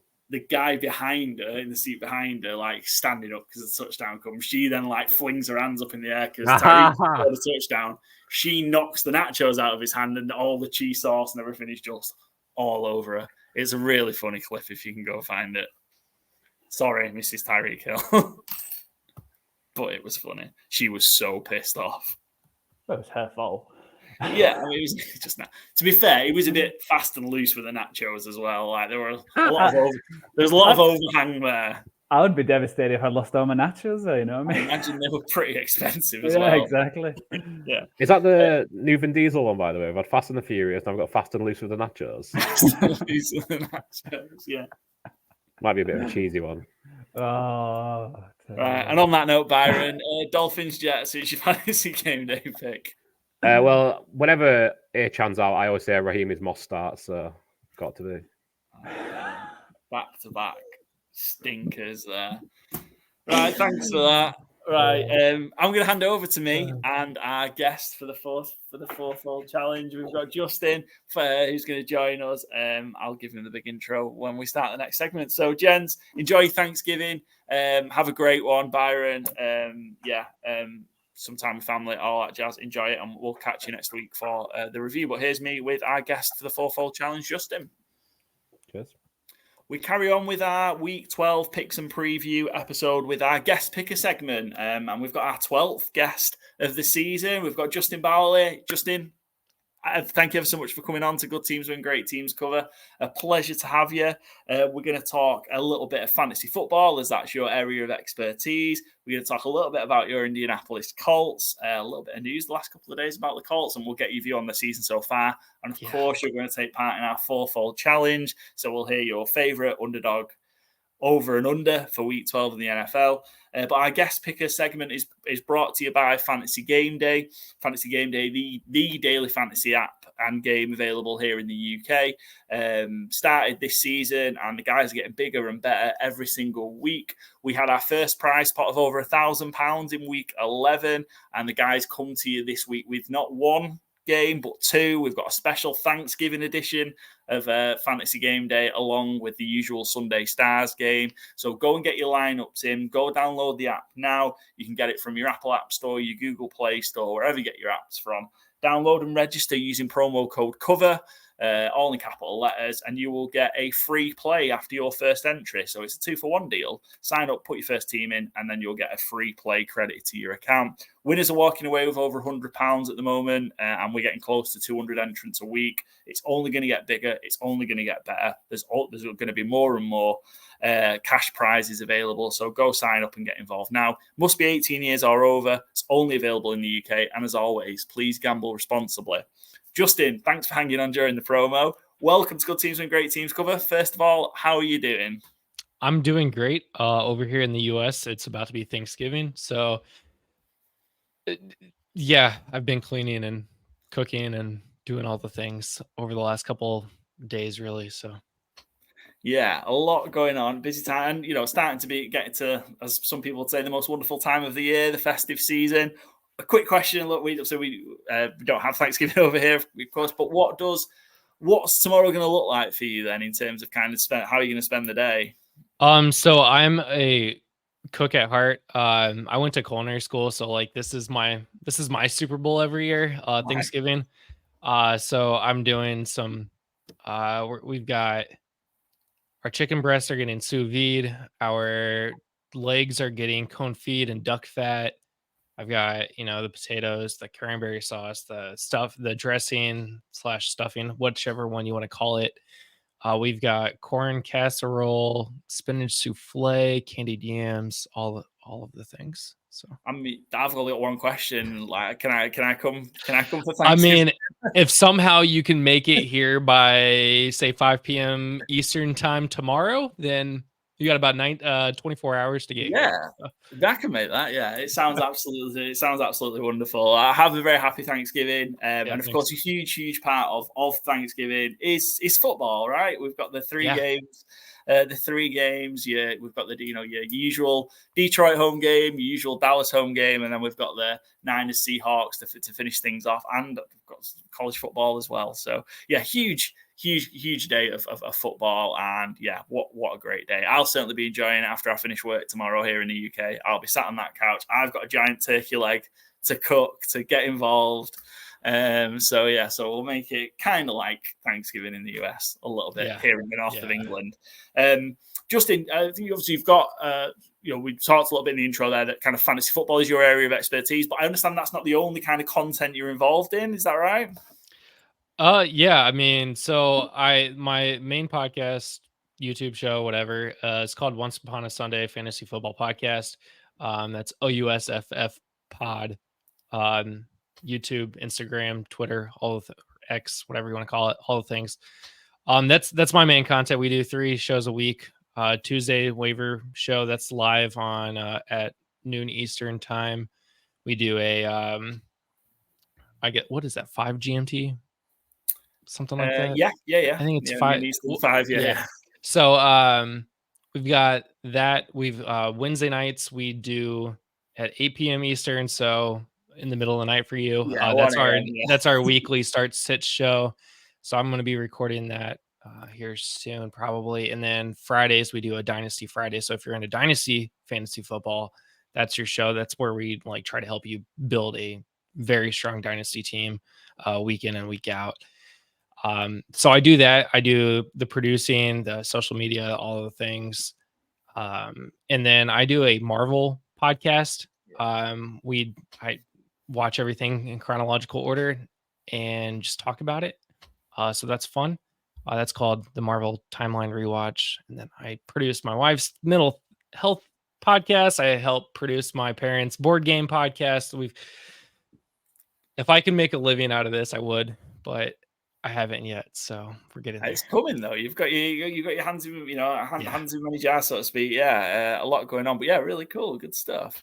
Yeah. And we're a real pleasure to have you on. Let's start with some of the fantasy stuff then, because we're getting to the business end of the fantasy football season, right? We just we're going to have playoffs starting soon. Probably the last couple of regular season games for your fantasy leagues coming up, depending on your setup. Kind of feel like the standard fantasy stuff, not sort of the dynasty and that. I know you've got your show, so you might not want to tip everything beforehand, but who are the players we can maybe still go find on the waiver wire, a list that maybe aren't being picked up that still could make a difference for us and help us make a run or help us close out a championship in our fantasy leagues? Yeah, so people that we focused on heavily this week, Isaiah Likely with Mark Andrews being out. He has been picked up almost everywhere now. He started earlier this week with 4% being rostered. I would imagine that is now probably much higher. But if you can find him, go get him. He's going to be the tight end 1 on the Baltimore Ravens for the rest of the season. So, I mean, that's definitely somebody that you're going to want to look at. Zach Charbonnet is a good pickup right now. He's only rostered in 45% of leagues with Kenneth Walker III. Kind of hurt. Probably going to miss the next 2 to 3 weeks. They didn't want to put him on IR, but they thought about it, which means that's probably 2 to 3 weeks. Charbonnet is obviously the guy there that you want to go get. We know Joe Burrow went down this week. Geno Smith is kind of hurting. We've got big injuries coming to guys. Maybe Baker Mayfield might get you into the playoffs. He's doing well. He's getting you about 18 to 20 points a week. He's only rostered in 49% of the league. So go find these guys. Hopefully they're still out there. Waivers cleared yesterday. Hopefully these guys are still there. That's why I would have thought Baker Mayfield would have rostered him way more. Yeah, even one quarterback situations, way more than 49%. He's been playing really solid for the Tampa Bay Buccaneers. Yeah, great link as well because your Indianapolis Colts play the Tampa Bay Buccaneers this week. Great tie-in there, so thanks for that. Set up really well. Colts are at home to the Bucs here. I mean, before we get into the game, kind of, how would you assess the Colts season so far? The 5-5, new head coach, new quarterback that we didn't get to see for too long. How, from your perspective, Justin, how's the Colts season been so far? There were a lot of people that predicted 3 to 4 wins. So we're already over that threshold. Guilty. Everything's up from here. So considering you only get Anthony Richardson for 4 games, I don't even know how many of those were like the full game because he came out in several of them. They're doing well with Gardner Minshew. There's obviously a lot of differences with Gardner Minshew's play. He can't really throw it on the run. But having guys like Jonathan Taylor, Michael Pittman, that does help out that offense. Missing Grover Stewart for 6 weeks sucks. I'm not going to lie. That really hurts the run defense. That is our run stopper. So teams have been running and passing through the Colts defense, especially since they have no cornerback. Like their secondary is the youngest unit. I mean, they're playing two rookie corners. They got a 2nd-year guy and a 3rd-year guy in playing safety. So, and then obviously now with Shaquille Leonard no longer on the team, that kind of opens up. Well, doesn't really open up a hole. He wasn't playing that well. So it makes sense that he was released. It's just, it's better. I mean, they're 5-5. They're in the playoff hunt. That's all you can ask for, right? That you play to play in the playoffs. If they could just beat the Titans and then maybe lose the rest of the season, I'd be also happy with that. So, happy with that, yeah. Okay, yeah. Sweep the Titans and get a high draft pick. That's all I care about right now. So it's just one. I'm sure nobody will go back and watch the episodes of our show, but I was particularly critical of Andy Richardson in the draft process and things like that, just because of his lack of experience and the lack of games that he played at Florida, the turnovers. Totally fair. So yeah, there's so many other things that are positives about him, but I wasn't particularly fan. I happily say I was proved wrong. I thought he looked electric. What was your kind of viewpoint on the little bit of what you got to see of Anthony Richardson? So I am a big fan of him. Not just it's our guy. Like heading into the draft, I actually preferred him in the draft for what we could have got. Obviously, Bryce Young was going 1. We were pretty certain that CJ Stroud was going to go 2 or 3. Actually 2, because the Texans had the 2nd pick and then traded up for the 3rd. I was actually really worried that somebody was trading up with the Cardinals to take Anthony Richardson, because I was going to be devastated that we were going to get Will Levis. I just did not want Will Levis. I put that on the record. I don't care if that's in 10 years and he's a Hall of Famer. I did not want Will Levis. I wanted Anthony Richardson. The only other guy that I would have taken over Richardson would have been CJ Stroud, and he just wasn't available. I mean, you're not going to trade up to the 2nd pick with the Texans to get him. So I'm happy with the way the draft landed.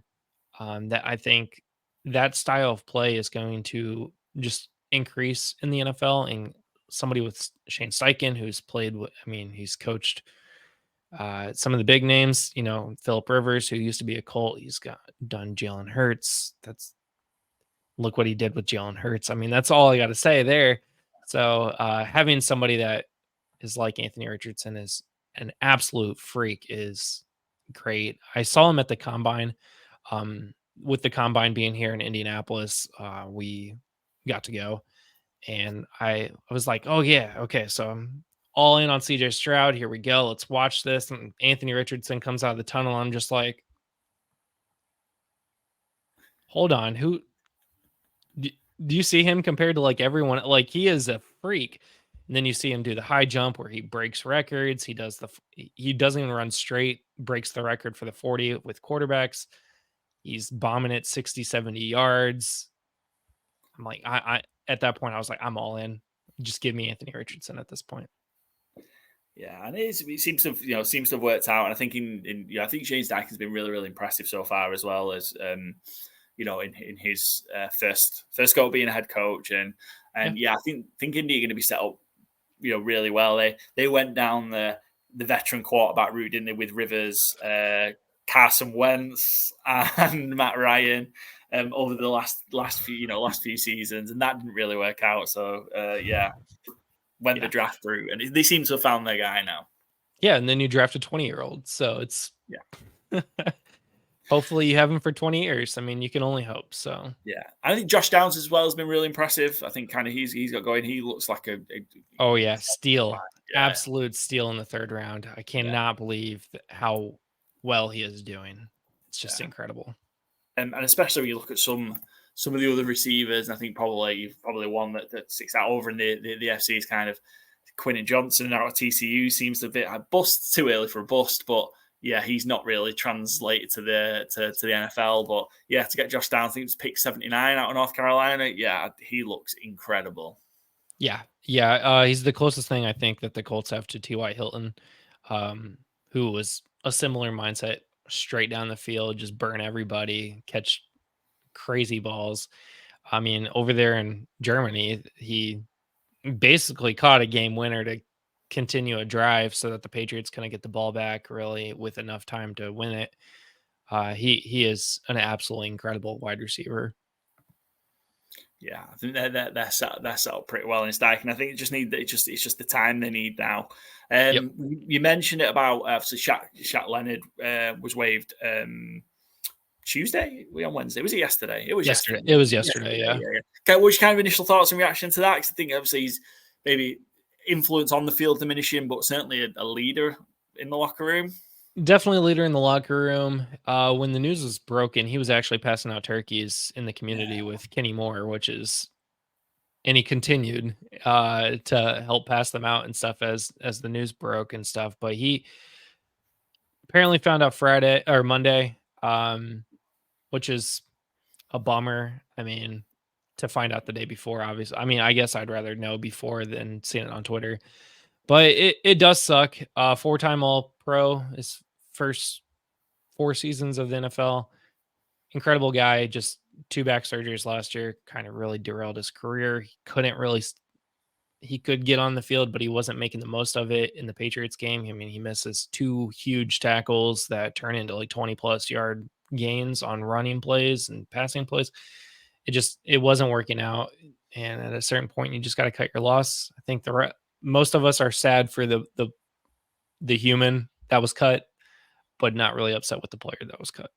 Yeah, I think on the hook, I can't remember how much it was. I think it's the $6 million left in his contract this year. I think they're on the hook for some guaranteed money next year as well. So be interested to see what happens. So I think he's surely with that much money, he'll probably clear waivers. I don't know. I mean, I would assume he's going to clear waivers. I don't think people want to pick up that contract, which is okay. I mean, that's fine, but that'll allow him go anywhere.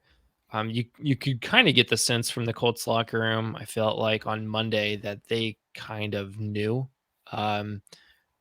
They did some interviews with players, and it seemed like Zaire Franklin kind of knew on Monday when Shaq told him when he was leaving the building. I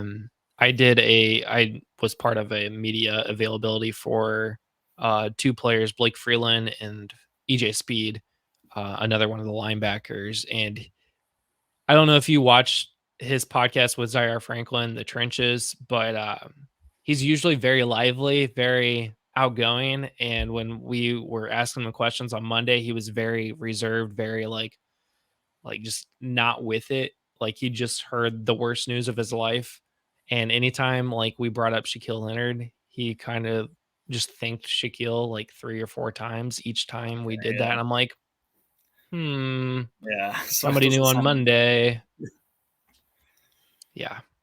It sucks, but yeah, I think maybe he catches on somewhere, yeah, and can be a bit of a even just a bit of a part player, but certainly a bit of a leader in a locker room. So yeah, best of luck to Shaq Leonard, and hopefully if he's fit and well, can still absolutely make a difference and be a big player in the NFL. Bucks on Sunday. Colts are 2.5-point favorites against the Buccaneers. How are you feeling about that game going up against the Bucks, who are well in the race for the NFC South? They're 2.5 favorites. That's interesting. I don't hate it. If you look at the Buccaneers over the last couple of weeks, they've been, I mean, fantasy wise, those are the guys to start. If you play against the Buccaneers, start them in fantasy because they are scoring a lot of points, which in real terms, I don't even know what the Bucks record over the last couple of weeks was. You would assume that means that they're not doing so well. So I'm going to assume it's going to be a pretty high scoring game. Let's see, 20-6 against the Titans, 27-14 against the 49ers. So it's not a lot of points, but it's a lot of points. A tough loss to the Texans a couple of weeks ago, 39-37. That's a lot of points. That was a heck of a game as well. Yeah. But yeah, certainly like Mike Evans has been electric from a fantasy perspective. He's in my fantasy football team and doing an incredible job, as he always does, Mike Evans. But it doesn't seem to matter who the quarterback is. It's Jameis Winston, it's Tom Brady, it's Baker Mayfield. He's going to get 1,000 yards and somewhere near 10 touchdowns. That's just what Mike Evans is going to do. Yeah. And yeah, interesting to see. But I think it'd be a good, fun game on Sunday. Bucks Colts. I think it's kind of where both teams are. It could be a fun one. Minshew against Mayfield. That could end up being a bit of a trap meet. So yeah, it could be a fun one on Sunday. Justin, you're going to take part in our FourFold challenge. Very much looking forward to this one. So we had our first guest go 4-0 last week. No, the week before last. So we've been pretty good. So in the first 11 weeks of the season, and one of these FourFolds has been hit 8 times. So odds of plus usually plus 1,200 around that mark. So we've hit one of those on 8 different occasions so far this season. I'd say that's pretty good. So if you're tailing us here at Good Teams and Great Teams Cover, you're making money because we are handing out winners left, right, and centre at great odds as well, not just picking the game. So this could be another one. Justin could be our second guest to go 4-0. Hopefully, no pressure, Justin. We just promised the people loads of money. So let's start with your favorite. Who's your favorite of the week going to be for the slate in the NFL? So we just talked about it actually. The Bucks Colts being a high scoring game. The Colts have only once not scored 20 plus points in a game. And that was to the Patriots in Germany. They had to go to a completely different continent to not score 20 points. Now that they're back in the US, coming off of a bye week, I expect a lot of points here. The over under is 44 points. That's 22 points a team. I think that's easy. I really do. I feel like this is going to be a little bit low. So I'm going to smash that over on the 44 points for the Bucks Colts game. Cool. Over 44 for the Bucks Colts, like that. Yeah, like I say, it could be a really, really, really, really fun game. I really do think so. Yeah, I like that one. So that's your over. So we'll start there. Let's flip the other way. Who's your under for the week? Well, you got a new starting quarterback in New York, and you got the Dolphins, who their best wide receiver has a messed up thumb.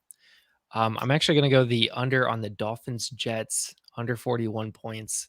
I don't think the Jets will score a whole lot, and I don't think the Dolphins are going to continue risking to run up the score like they did against the Broncos. I think they've proven their point.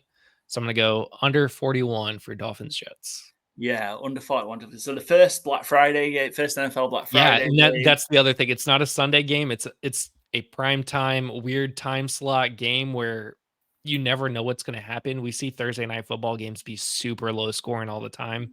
I expect this one to be too. Yeah, I like that one as well. Just Tim Boyle.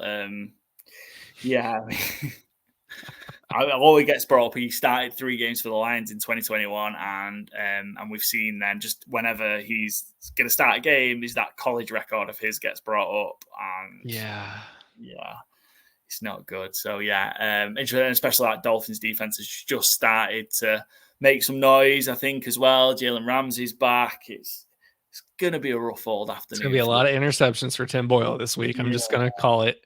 I don't expect them. I don't expect the Jets to put up 0, but if they're single digits, I think that's fair. And if they're still single digits, I don't think the Dolphins score over 30 points. Yeah, at least over 35. Jets defense has still been, it's still really good. So yeah, and the Raiders kept the Dolphins in check last week. Relatively, I think they only scored 20 points, didn't they, against the Raiders? So I think the Jets can keep it under 30, I think. So yeah. I just hope what you want that to be a good game, and I suppose when you pick that game at the start of the season to that to be a Black Friday game, you're going, it's 2 and 2. You got the Dolphins, you've got Rodgers and the Jets, so that's going to be great. Yep. And it's just not worked out that way. That's the Jets' entire schedule. That's the thing. Like, they have so many primetime games that you're like, oh, Aaron Rodgers in primetime, this will sell, and then you're just like, oh, it's Tim Boyle. So I think it was 5 they had. Yeah, 5 prime time. And they didn't flex any of them out. I guess they couldn't flex this one out. But I thought maybe they played the Raiders in prime time last week or the week before. That should have been flexed out. But anyway, we got Aiden O'Connell versus Zach Wilson instead. Great. So we're just left with the underdog and your favourite in terms of team favoured to win. So hit us with your underdog first. I'm going to go to Monday Night Football. Justin Fields versus, Josh Dobbs. I had to remember there for a second. Justin Fields versus Josh Dobbs. It's Monday Night Football. I'm going to go with Bears plus 3.5. Yeah. Seeing what they did with the Lions this past week with Justin Fields coming back, everybody's starting to get healthy on that Bears roster. I don't know if you noticed that, but their offensive line is starting to gel again. They're running. I mean, Deontay Foreman is the real major injury there, and that's an ankle injury. But you still got, Khalil Herbert's back, Rashawn Johnson's back. DJ Moore looked like a guy again with Justin Fields playing. Everybody's starting to click, and that defense is getting better, especially with Montez Sweat there. I think they can really keep this close. If not, I think they could even beat the Vikings in Minnesota. That's interesting. And that could really derail. So the Vikings are in the mix for the NFC wildcard, so 6th or 7th seed. That could really derail them, because you think on this schedule the Vikings would have this down as this is one we should be winning. Even with this is a trap game, I think, for Minnesota. Easily Monday Night Football, emotions are high. We're ready to go. and then upset. Now, on the flip side, I could see the Minnesota Vikings just absolutely steamrolling the Chicago Bears, but I'm going to go with the +3.5 on this one. Yeah, totally. I say, especially when it's more in a field goal, division game. Yeah, I like the pick. So we've got so far, your over is the Colts Bucks. Over 40, it was 44, wasn't it? Yeah, over 44. Yeah. Your unders, the Dolphins Jets under 41. Bears +3.5 as your underdog. Who's your favorite of the week then? Which team with a minus number are you going to be taking? The Philadelphia Eagles. Eagles -3 over the Buffalo Bills. Yeah, Eagles it's still -3. Eagles -3. Yeah, how did you feel about the game Monday against the Chiefs? I feel like the Eagles stole one there. I only watched the first half. Definitely because it was all Chiefs in the first half. Yeah, exactly. So this Eagles team is something different. They walked into Kansas City and beat them. Just Buffalo. Buffalo's in the middle of a weird transition. New offensive coordinator, play caller. Josh Allen's looking okay. I mean, they just steamrolled who? The Jets, right? Jets, yeah. I think the Jets. 6, yeah. But does that carry over to the Eagles? I mean, the Jets are not the Eagles. They're far from being the Eagles. I think the Eagles just have something special this year. I think they end up getting the win. I think it's going to be high scoring for what that's worth. It's interesting. We just talked about this in the first part of the episode, but that number at -3, it feels like this should be -5.5, -6 because of where the Eagles are and where the Bills are right now. Yeah, it's -8, and it's one of them where I think like this is the sports books in Vegas trying to get you to take that number because I think there's something here about the Bills really need to do something to really kickstart their season because they've been struggling. They're only just back over 500. And, I expect the Bills will get to the playoffs, but if they limp into that, they've no hope. Whereas a big win here on the road, a signature win, could really just get them going again. And there were some signs of life in that offense against the Jets because the Jets is still a pretty good defense. I get you can beat up on Zach Wilson defensively, but the Jets are still a pretty good defense. And they struggled in the first maybe quarter and a half, but then they got rolling. Josh Allen looked like the Josh Allen that we know. So I don't know. I've got a sneaky feeling the Buffalo Bills are going to go into Philadelphia and win because I think the Eagles are going to drop another game at some point. But yeah, that number is really making me think I'm going to take the Bills. But yeah, the other two guys on our show, Byron and Joe, are also on the Eagles as their favorite. So there's some solace in that. We'll see. I think it's a very close. It's very, very close. I honestly think it's -3 because of Josh Allen, the Josh Allen factor. You always got to assume he's going to score 2 to 3 touchdowns. Will the Eagles do the same thing? AJ Brown didn't look the greatest this last week against Kansas City. But that's the great thing about Philadelphia is you have a million weapons. So, and they find different ways to win games as well. I think they've shown that already this season that they find a way to dig out games and they had that one loss against the Jets that we've talked about the Jets a lot, haven't we? But yeah, they got beat by the Jets earlier in the season. But they've certainly picked themselves back up. And yeah, I mean, they just look like they're going to steamroll to that number 1 seed in the NFC. But yeah, your card looks good. I like your chances, Justin. So yeah, we've got Eagles -3, Bears +3.5, Dolphins Jets under 41, and Bucks Colts over 44 in what should be a fun one. So best of luck with your picks, Justin. Just a reminder before we finish up, where can we catch you and where can we catch the shows, and definitely where can we catch those fantasy football tips? Yeah, so you can watch all of our fantasy football content on YouTube. You can listen to our podcast, but honestly, it's not as fun because we do 3 live shows a week, which means you can come on and interact with us. We'll answer your questions. We'll talk everything live to you. So on Tuesdays, Wednesdays, and Fridays, you can catch us at OUSFF Pod. And that's YouTube, Instagram, and Twitter. And just get all that content, especially 3 weeks left till your fantasy playoffs. Most likely this is going to be your push to get into the playoffs, and just follow for more, and hopefully you get into playoffs because of it.